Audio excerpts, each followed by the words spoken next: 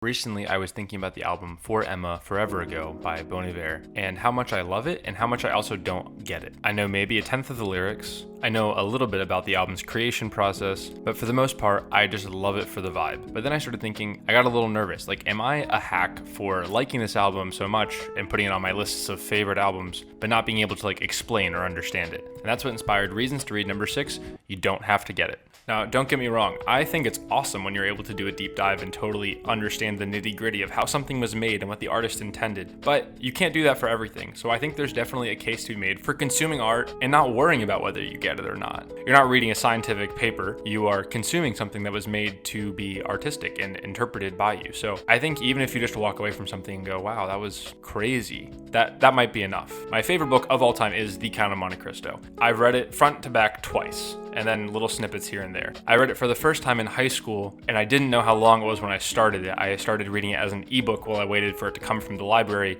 and by the time it came and I realized, oh my gosh, I should not be reading this, I was too far in and I was too invested. So I ended up finishing it, and it's now my favorite book. Okay, so pivoting back to you, let's say you're at Barnes & Noble, or a thrift store, or the airport right before you get on a really long flight, and you see this really cool book, and you think, wow, that looks so pretty, and the cover is so interesting, and it feels kind of nice when I hold it, and it's by that Dostoevsky guy, and I think I'm gonna really like it. And then you think, last time I read a book, it was an English class and my teacher made me annotate and highlight all the pages and look for symbolism, and I didn't really get that, and I don't really want to do symbolism today. It's been a long day. I don't think I'll get it. You don't have to get it, entirely on every level. Heck, forget symbolism. You don't even have to remember who all the characters' names are. I've read The Count of Monte Cristo twice, and there are still moments where if you ask me, hey, what do you think about this character? I'd be like, who, what, where, when were they in the book? Or I don't know how to pronounce almost anyone's names. I'm not even going to try here, but I'll put them on the screen. They're all French, so they all have these crazy names I can't say. I never took a class that discussed this book, so I'm sure there are really important parts I'm missing, and it's still my favorite book. Why?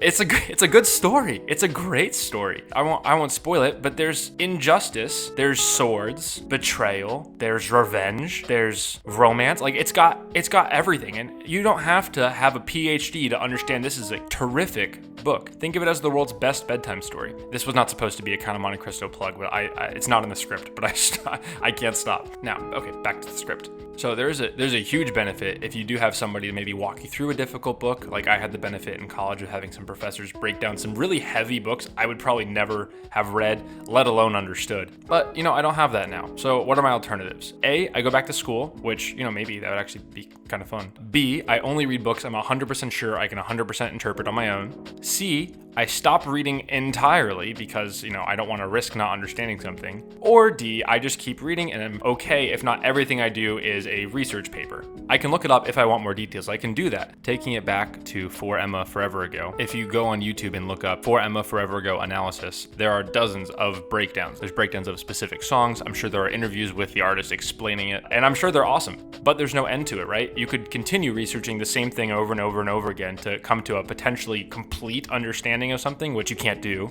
I just want to reassure you and myself that you are not a hack if you just consume art and think about it and think that it's great and don't write a research paper about it. That's fine.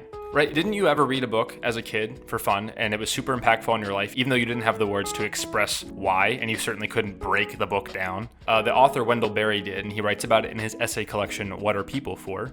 Specifically in the essay, Writer in Region. And he says, I first read Huckleberry Finn when I was a young boy. It was the Webster edition with E.W. Kemble's illustrations. My mother may have told me that it was a classic, but I did not know that it was, for I had no understanding of that category, and I did not read books because they were classics. I don't remember starting to read Huckleberry Finn, or how many times I read it. I can only testify that it is a book that is, to me, literally familiar, involved in my family life. My point is that Huckleberry Finn is about a world I know, or knew, which it both taught me about and taught me to imagine. That it did this before I could have known that it was doing so, and certainly before anybody told me to expect it to do so, suggests its greatness to me more forcibly than any critical assessment I have ever read. He's reading Huckleberry Finn, he can't remember the first time he picked it up, and now, as an accomplished author, he's able to analyze his thoughts, but your thoughts can impact you before you understand them. I read Huckleberry Finn as a boy, probably a little too young to read it, definitely too young to understand it, but I read it many times. There's some moments in that book that just stick with you. There's a moment where Huck has been helping his friend Jim, who is enslaved but has escaped, and at some point in the book he has a conflict of conscience, and he thinks, what I'm doing is wrong, because he's been conditioned to believe that helping a slave escape is wrong. So he's thinking, I've got to return him, I got to do the right thing. So he writes a note and he tells the owner that where Jim is, and then he looks at the note and then he thinks about it for a minute and he says, all right, then I'll go to hell. And he rips it up. And it's a wild moment. I remember reading that as a kid and I couldn't have explained it, but it stuck with me all of these years. And just the thought of sometimes you know deep down the right thing to do, even though the world outside is not telling you that. But I'm so glad I read that book before I could get it. A more recent example for me is this year, as a grown adult, I just read Blood Meridian by Cormac McCarthy, and man, I did not get that book at all. If you're not familiar, it's a very violent Western. That's all you need to know for now. And it's so confusing, at least, well, maybe if you got it, I'm embarrassed, but to me it was so confusing. I was listening to the audiobook. Every 2 chapters, I would just go on to lit charts and I would just read the summary, not to understand the symbolism, mind you.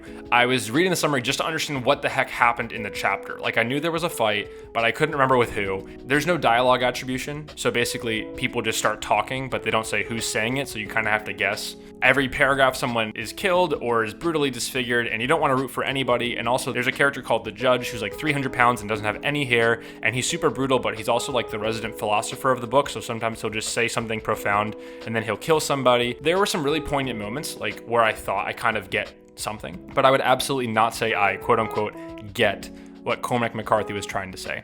And maybe he wasn't trying to say anything. Maybe he was just, I don't know. I haven't looked it up. I would be fascinated to take a course on this book if it was offered and I was still at school, but I'm very glad I read it and just let it wash over me as a piece of art. I really don't know what I got out of it yet.